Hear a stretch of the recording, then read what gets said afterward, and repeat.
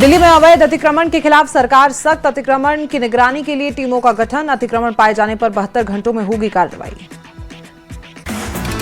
Lawrence Bishnoi gang के 3 shooters को Delhi police ने किया गिरफ्तार। रोहिणी में 5 लाख की लूट मामले में शूटर गिरफ्तार। किसी बड़ी वारदात को अंजाम देने वाले थे शूटर्स। दिल्ली के मोती नगर में जखीरा इलाके में रेलवे लाइन के किनारे अतिक्रमण हटाने के लिए चला बुलडोजर। इस दौरान कई झुग्गी और अस्थायी ढांचों को हटाया गया। प्रभावित लोगों से प्रशासन ने नाराजगी जताई। लोगों ने कहा बिना समय दिए कार्रवाई की गई। आदर्श नगर रेलवे स्टेशन को बड़ी सौगात। सीएम रेखा गुप्ता के प्रयासों के बाद 2 प्रमुख ट्रेनों के ठहराव को मंजूरी। दिल्ली के आदर्श नगर की एक बिल्डिंग में आग लगने से मचा हड़कंप। फंसे 4 लोगों को पुलिसकर्मियों ने सुरक्षित बाहर निकाला। दिल्ली में राम मंदिर को लेकर सीईओ चयन समिति की बैठक। 18 जुलाई को सीईओ पद के लिए आवेदन। 1 महीने में प्रक्रिया पूरी करने का लक्ष्य। 3 साल के लिए होगी शुरुआत नियुक्ति। स्वदेशी युद्धपोत आईएनएस महेंद्रगिरी नौसेना में शामिल। रक्षा मंत्री राजनाथ सिंह ने विशाखापत्तनम में नौसेना को किया समर्पित। कहा महेंद्रगिरी पर्वत की तरह अभेद्य है नया युद्धपोत। दिल्ली पुलिस ने वजीराबाद की 37 लाख रुपए की कथित लूट का 24 घंटे में खुलासा किया। कंपनी के 2 कर्मचारी समेत 3 आरोपी गिरफ्तार। दिल्ली के रोहिणी डिस्ट्रिक्ट पार्क में मेगा वृक्षारोपण अभियान शुरू। विधानसभा अध्यक्ष विजेंद्र गुप्ता ने 500 विकसित पौधे लगाकर पर्यावरण संरक्षण और उनकी देखभाल का संदेश दिया। दिल्ली में अमित शाह ने लोकनायक जयप्रकाश नारायण पब्लिक लाइब्रेरी का उद्घाटन किया। 30,000 पुस्तकों वाली आधुनिक लाइब्रेरी में रिसर्च सेंटर, ई लाइब्रेरी और किड्स जोन की सुविधा। रोहिणी इमारत और जसोला दीवार हादसों पर दिल्ली सरकार ने मृतकों के परिजनों और घायलों को आर्थिक सहायता देने का ऐलान किया। मुख्यमंत्री रेखा गुप्ता ने जांच के आदेश दिए। दिल्ली के 75 सीएमसी स्कूलों में रेन वाटर हार्वेस्टिंग सिस्टम बनाए जाएंगे। आईजीएल शिक्षा निदेशालय और एहसास फाउंडेशन के समझौते से जल संरक्षण और भूजल रिचार्ज को बढ़ावा मिलेगा।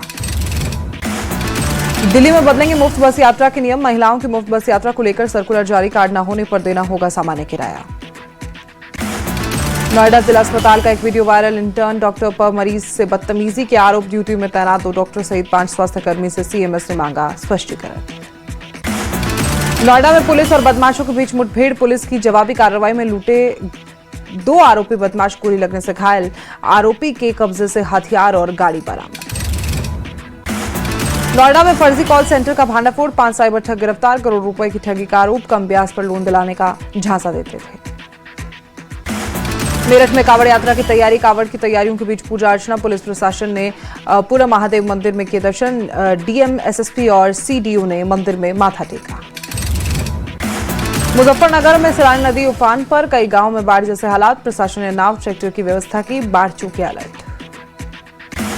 मुजफ्फरनगर के सौरम गांव में एक दर्दनाक हादसे में 10 साल के मासूम की पानी से भरे गड्ढे में डूबने से मौत। हादसे के बाद पूरे गांव में शोक की लहर। मुजफ्फरनगर के सौरम गांव में एक दर्दनाक हादसे में मासूम की पानी में डूबने से मौत। पूरे गांव में शोक की लहर। परिजनों का रो रो कर बुरा हाल। मेरठ में साइबर ठगी के आरोपी की 2.5 करोड़ की संपत्ति कुल। गैंगस्टर एक्ट के आरोपी अलाउद्दीन पर कार्रवाई। साइबर ठगी के कई मुकदमे दर्ज। गाजियाबाद पुलिस ने सपा सेंटरों की आड़ में चल रहे सेक्स रैकेट का खुलासा किया। 3 सपा सेंटरों पर एक साथ छापेमारी कर 23 लड़कियों का रेस्क्यू किया। सपा संचालक समेत 4 ग्राहक गिरफ्तार। हापुड़ में सांसद प्रतिनिधि की बेटी की शादी में चोरी। चोर कन्यादान में मिले लाखों रुपए लेकर फरार। बुलंदशहर के थाना अहमदगढ़ क्षेत्र में ईंट भट्टे के स्टोर रूम में आग लगी। आग में लाखों का सामान जलकर खाक। बागपत में निकाह लेकर एक अहम फैसला। अब मस्जिद में निकाह पढ़ाने से पहले दूल्हा और दुल्हन पक्ष को स्टैंप पेपर पर शपथ पत्र यानी एफिडेविट देना होगा। गाजियाबाद में स्कूल बस में भीषण आग लगी। हादसे के वक्त बस में नहीं था कोई बच्चा। ड्राइवर ने कूदकर जान बचाई। नोएडा फेज 1 पुलिस ने ऑपरेशन साई ब्रिज में फर्जी कॉल सेंटर का भांडाफोड़ किया। 5 साइबर ठग गिरफ्तार। मुजफ्फरनगर धर्मांतरण मामले में नया मोड़। आरोपी जुनैद अंसारी की पूर्व पत्नी ने मदरसे में शोषण, ब्लैकमेल और अवैध गतिविधियों के गंभीर आरोप लगाए। बुलंदशहर के खुर्जा में हाई टेंशन लाइन में फंसी पतंग निकालते समय 12 वर्षीय बच्चा करंट की चपेट में आया। अमेरिका ने ईरान पर हमले के फिर से शुरू कर दिए हैं। स्ट्रेट ऑफ हॉर्मूज में ईरानी सेना के ठिकानों को निशाना बनाया। हमलों के बाद ईरान ने हॉर्मूज स्ट्रेट बंद किया है। हमलों के बीच अमेरिकी रक्षा मंत्री पीट हेग्सेथ ने ईरान को चेतावनी दी। कहा, ईरान ने गलत फैसला लिया है, अब उसे इसकी कीमत चुकानी होगी। ईरान के सुप्रीम लीडर मुश्तबा खामेनेई ने अमेरिका को दी सीधी धमकी। कहा, शहीदों के खून का बदला लेगा ईरान। अंधाधुंध फायरिंग से दहला कनाडा का टोरंटो में स्ट्रीट फेस्टिवल के दौरान चली गोलियां। वियतनाम के फू कोक द्वीप के पास भारतीय पर्यटकों से भरी नाव पलटी, हादसे में 15 पर्यटकों की मौत। अयोध्या राम मंदिर निर्माण समिति के चेयरपर्सन नृपेंद्र मिश्रा का बड़ा बयान। कहा, नई नियुक्तियों के बारे में कोई जानकारी नहीं। जम्मू कश्मीर के अनंतनाग और पहलगाम में बादल फटने से तबाही, मलबे के साथ बाढ़ का पानी घरों और होटलों में घुसा। जम्मू कश्मीर के डोडा में भारी बारिश से आई भीषण बाढ़, चारों तरफ तबाही के बीच युद्ध स्तर पर बचाव अभियान जारी। कोलंबिया में भारी बारिश से उत्तर पूर्वी हिस्से में तबाही, मूसलाधार बारिश की वजह से नदियों में उफान, हजारों लोग बेघर। पूर्वी चीन में बावी तूफान से भारी तबाही, जगह जगह उखड़े पेड़, पानी भरने से सड़कें बनी तालाब। यूरोप के स्पेन, पुर्तगाल, फ्रांस और ग्रीस में भीषण जंगल की आग ने तबाही मचाई, कई लोगों की मौत, हजारों हेक्टेयर जंगल जलकर खाक। आखिरी T20 मुकाबले में इंग्लैंड ने भारत को एक तरफा अंदाज में हराकर 4-0 से की अपने नाम शर्मनाक हार के साथ ही टीम इंडिया की T20 फॉर्मेट में बादशाहत भी खत्म। T20 में इंग्लैंड नंबर 1 पर। पवित्र गुफा के पास बीमार हुई श्रद्धालु की सेना ने बचाई जान, 18 ग्रेनेडियर ने दिखाई मानवता की मिसाल। वेलकम टू द जंगल का बॉक्स ऑफिस पर मजबूत प्रदर्शन जारी, दूसरे हफ्ते में करीब 30 करोड़ रुपए की कमाई की, कुल कलेक्शन 121 करोड़ से ज्यादा। बॉक्स ऑफिस पर पहले हफ्ते फीकी रही फिल्म अल्फा, 45 करोड़ से अधिक की कमाई, शुरुआती वीकेंड के बाद कलेक्शन में करीब 6% की गिरावट दर्ज। मल्टी स्टारर धमाल 4 ने बॉक्स ऑफिस पर अच्छी शुरुआत की, फिल्म में पहले दिन 14 करोड़ रुपए कमाए।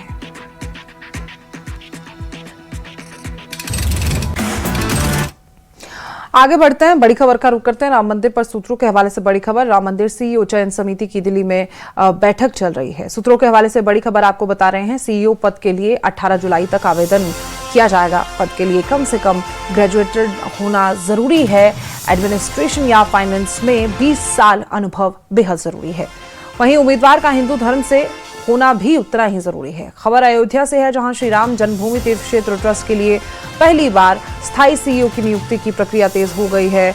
दिल्ली में सीईओ सर्च कमेटी की पहली अहम बैठक हुई है, जिसमें चयन प्रक्रिया, पात्रता और समय सीमा पर चर्चा हुई। ट्रस्ट का लक्ष्य अगले 1 महीने के भीतर सीईओ का चयन करना है। इस प्रक्रिया को सुचारू रूप से पूरा कराने के लिए एक सचिव भी नियुक्त किया जाएगा, जो सर्च कमेटी की सहायता करेगा।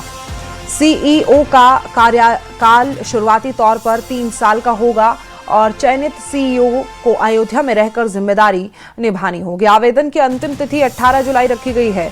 सबसे बड़ी बात यह है कि उम्मीदवार का हिंदू होना अनिवार्य है और साथ ही मंदिर प्रबंधन, धार्मिक संस्थाओं के संचालन, वित्तीय और प्रशासनिक प्रबंधन में कम से कम 20 सालों का अनुभव होना जरूरी रखा गया है।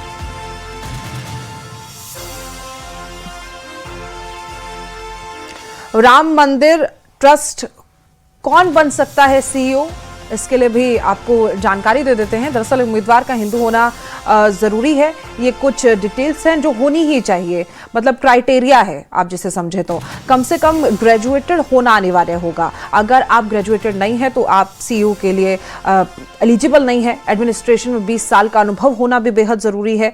टेम्पल मैनेजमेंट के अनुभव को प्राथमिकता दी जाएगी। वहीं अयोध्या में रहकर जिम्मेदारी निभानी होगी, अयोध्या में ही रहना होगा। 3 साल के लिए शुरुआती नियुक्ति होनी है। 18 जुलाई तक आप ऑनलाइन आवेदन कर सकते हैं। अयोध्या में राम मंदिर निर्माण समिति के चेयरमैन नृपेंद्र मिश्रा ने ट्रस्ट में नई नियुक्तियों और सीईओ की नियुक्ति प्रक्रिया को लेकर कहा है कि ये पूरी तरह ट्रस्ट प्रबंधन का विषय है। मुझे नई नियुक्ति के बारे में कोई जानकारी नहीं है। नृपेंद्र मिश्रा ने यह भी कहा है कि सीईओ ट्रस्ट के अधीन कार्य करेगा और वो स्वतंत्र नहीं होगा। मंदिर में अधिकतम भुगतान डिजिटल माध्यम से किए जाएंगे और नगद लेन देन जितना कम होगा, व्यवस्था उतनी ही बेहतर रहेगी। अब अयोध्या में राम मंदिर निर्माण समिति के चेयरमैन नृपेंद्र मिश्रा जो हैं, उन्होंने ये जो ट्रस्ट में नई नियुक्तियां होनी है और सीईओ की जो नियुक्ति होनी है, इसी प्रक्रिया को लेकर कहा है ये पूरी तरह ट्रस्ट का प्रबंधन है। मुझे नियुक्तियों के बारे में कोई जानकारी नहीं है, ट्रस्ट प्रबंधन ही इन नियुक्तियों को संभाल रहा है। नृपेंद्र मिश्रा ने यह भी कहा है कि सीईओ ट्रस्ट के अधीन कार्य करेगा और स्वतंत्र वो नहीं होगा, ट्रस्ट के ही अधीन उसे कार्य करना होगा। वास्तविकता तो यह है कि मैं नहीं जानता हूं कि 18 जुलाई की कोई तारीख है, मुझे इसकी जानकारी नहीं है। और यह कार्य तो एक 3 सदस्यीय समिति है, वो करेगी। तो वो तो जो ट्रस्ट होगा उसके अधीन ही सीईओ होगा, वो स्वतंत्र नहीं है, वो ट्रस्ट के अधीन कार्य करेगा। तो जैसे आज इतने सारे लोग कार्य कर रहे हैं, इंजीनियर कार्य कर रहे हैं, वैसे ही सीईओ भी कार्य करेगा। वहीं सोनीपत